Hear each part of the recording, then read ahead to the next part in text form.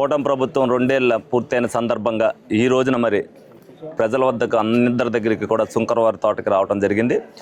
ఏదైతే శంకరవారి తోటలో మరి గత ప్రభుత్వంలో చేసిన అభివృద్ధి, ఈ సంవత్సరం చేసిన అభివృద్ధి కానీ, అదేవిధంగా గతంలో ఉన్న సంక్షేమం కానీ, ఈ సంవత్సరం జరిగే సంక్షేమం కానీ ఏ విధంగా జరుగుతుందనేది ప్రజల నుంచే అడిగి తెలుసుకున్నాం.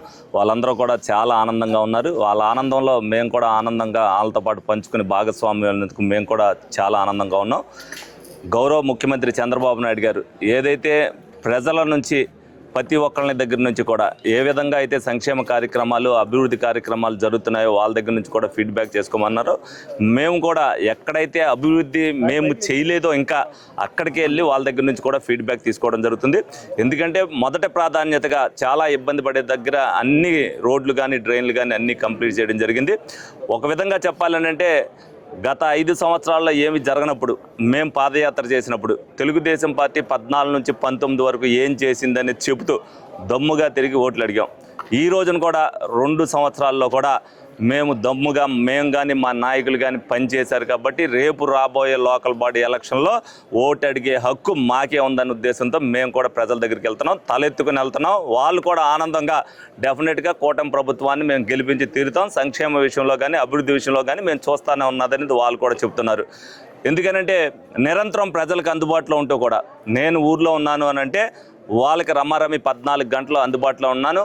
ఎప్పుడు కూడా ఎమర్జెన్సీ పని ఉంది అనుకుంటే వాళ్ళు ఫోన్ చేయటమో ఏదైతే ఉందో కూటమి నాయకులందరూ కూడా వాళ్ళకి అందుబాటులో ఉన్నారో, మంచినీటి విషయంలో అవ్వచ్చు, డ్రైన్ విషయంలో అవ్వచ్చు, రోడ్ల విషయంలో అవ్వచ్చు, ఏదన్నా సరే ఇమీడియట్ అన్న పని ఎప్పుడైనా సరే చేసి ప్రజలకు చూపించాం. వాళ్ళు కూడా చాలా సాటిస్ఫాక్షన్గా ఉన్నారు. రేపు రాబోయే రోజుల్లో ఏదైతే కూటమి అభ్యర్థి ఎవరిని నుంచో పెట్టినా గెలిపించే బాధ్యతను వాళ్ళే ప్రజలే తీసుకుంటామని వాళ్ళు కూడా చెప్తున్నందుకు మాకు కూడా ఆనందంగా ఉంది.